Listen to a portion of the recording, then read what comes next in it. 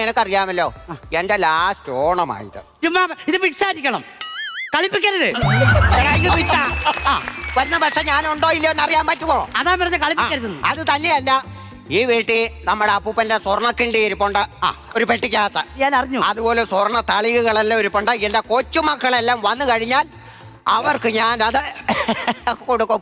മോനെ മുണ്ടും സെറ്റും ഒന്നും കൊണ്ടുവന്നില്ല. കൊണ്ടുവന്നു.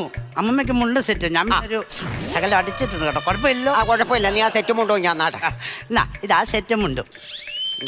ആ സെറ്റ് മുണ്ടും മുണ്ടുണ്ട്. സെറ്റന്തിയെ അത് സെറ്റ് മുണ്ടും ഉണ്ട് അതിനകത്ത്. എടാ, ഇങ്ങനെ കുത്തി വിളിക്കുന്ന സെറ്റന്തിയല്ല. മൊബൈലോ? നിങ്ങൾക്ക് എന്തിനാ മൊബൈല്? എന്റെ ദൈവമേ, പ്രായമായിരുന്നു. എടാ, പിന്നെ നിന്റെ മുറപ്പെണ്ണ് വരുന്നുണ്ട്. വരുവോ?